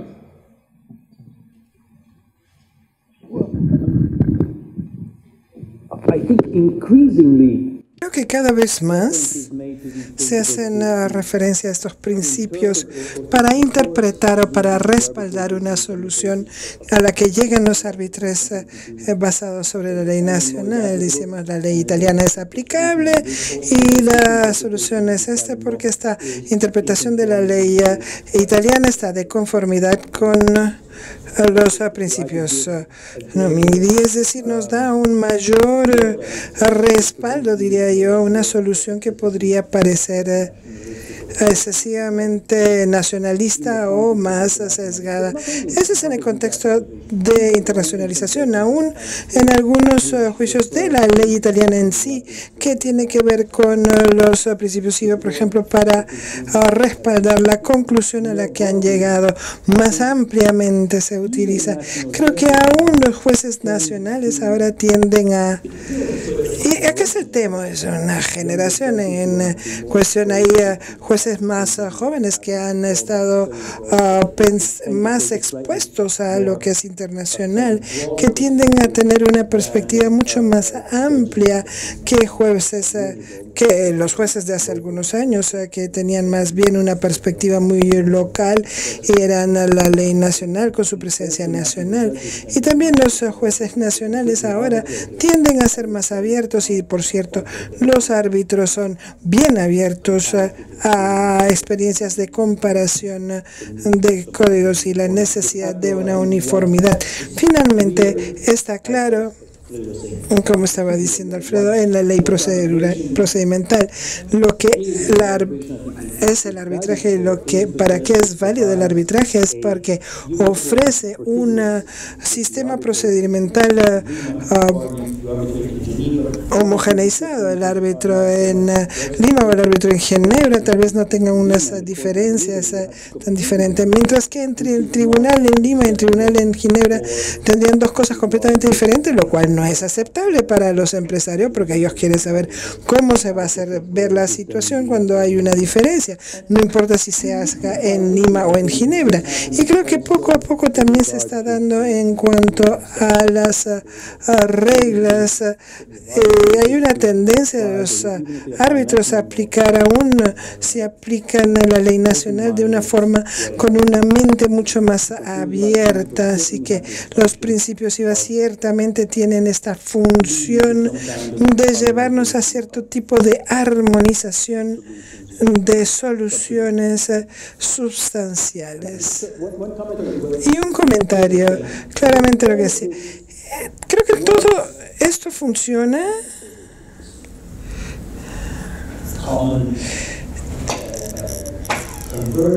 esta convergencia común funciona siempre y cuando políticamente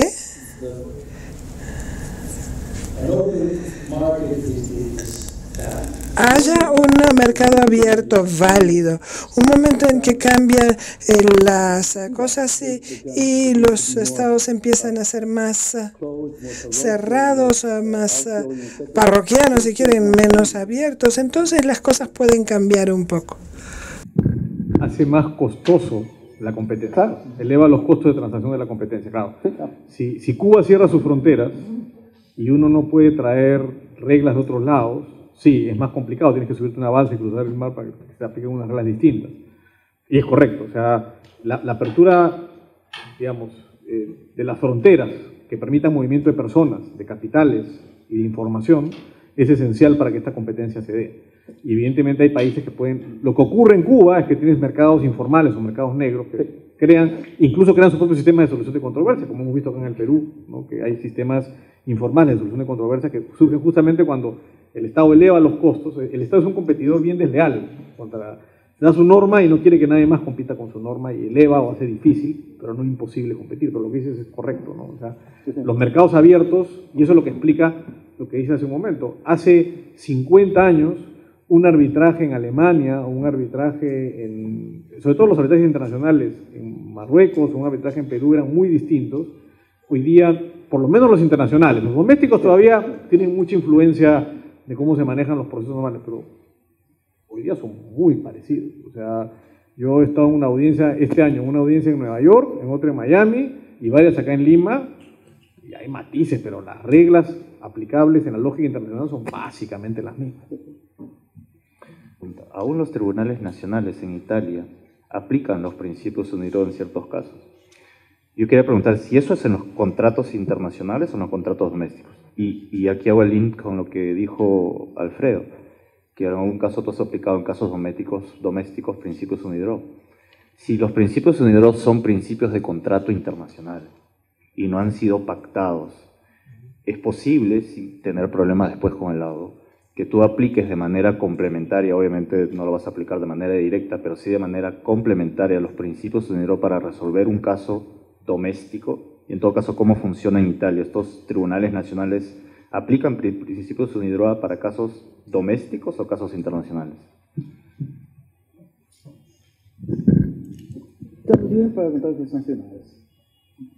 Por ejemplo, hay en Italia un juez que tiene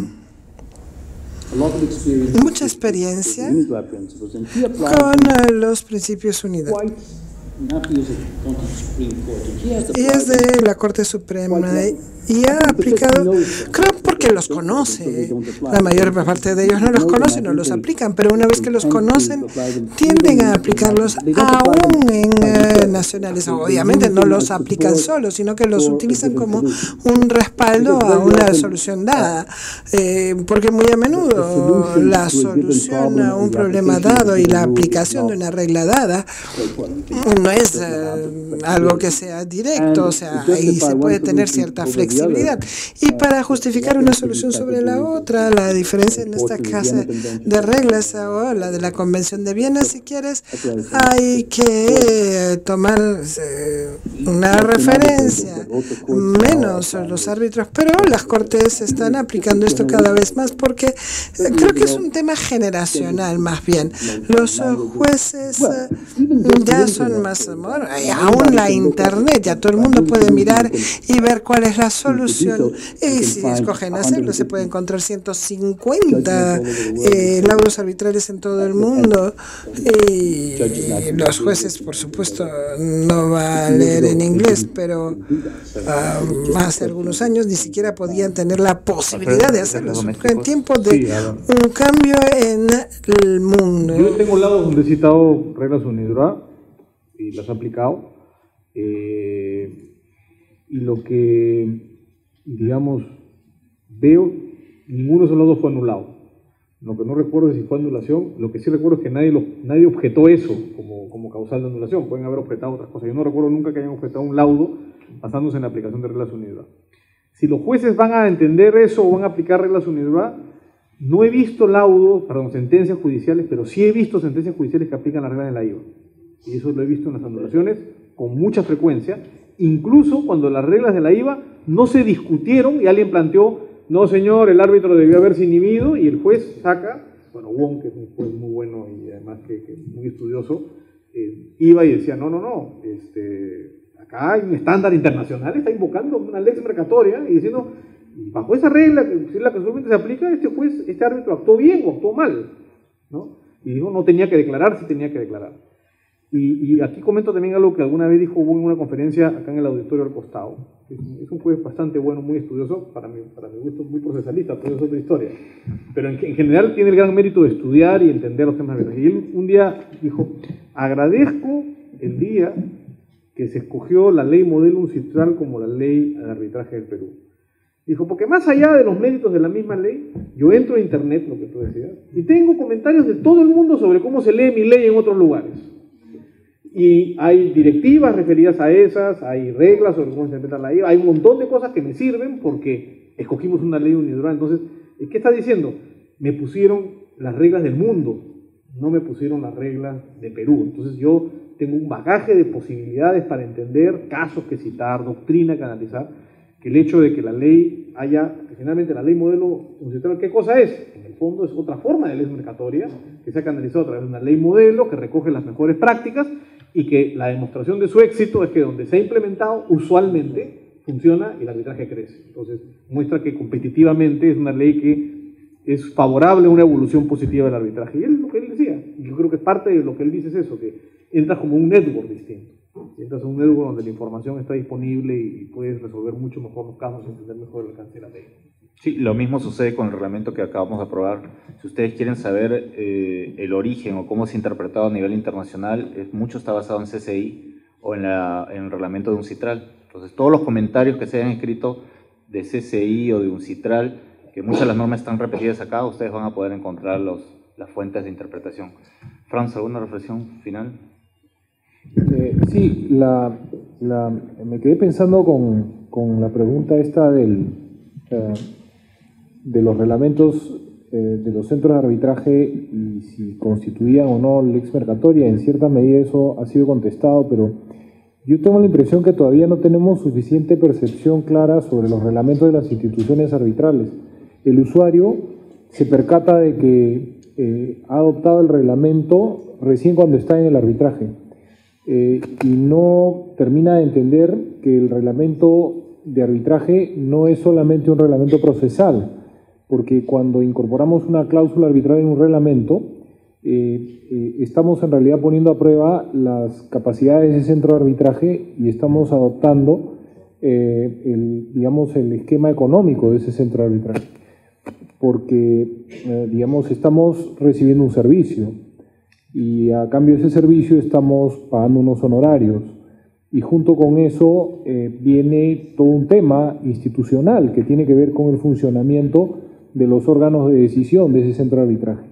Entonces, una reflexión que se me ocurre en ese momento es, a partir de la práctica, decirles que muchas veces el usuario no piensa en eso, el usuario simplemente incorpora una cláusula arbitral en su contrato. Y yo creo que eso va en contradicción con el análisis de costo-beneficio que deberíamos de tomar en consideración cuando pactamos el arbitraje. Hoy en el Perú existe una línea evolutiva importante del arbitraje, y no solamente del arbitraje ad hoc, también del arbitraje institucional, y el arbitraje institucional se ha desarrollado significativamente, no podemos negar eso. Al momento que incorporamos una cláusula arbitral en el contrato, estamos al final de todo incorporando un estándar, que es un estándar, como se ha visto hoy día, básicamente internacional. Los centros de arbitraje no han inventado la pólvora, están recogiendo escrupulosamente las tendencias que se están dando en la actualidad. Pero incorporar una cláusula no solamente es incorporar la regla de proceso, es incorporar el arbitraje institucional que se hace vinculante en el contrato para las partes, ¿no? Es, digamos, una estipulación compleja de la cual no siempre somos conscientes. Entonces, yo quisiera que reflexionemos sobre eso y tengamos en consideración la importancia del arbitraje institucional para darle seguridad jurídica a nuestros arbitrajes, ¿no? Muchísimas gracias a todo el panel. Les pido un fuerte aplauso para el profesor Luca Radicati y los demás panelistas. Gracias por su asistencia. Nos vemos la próxima.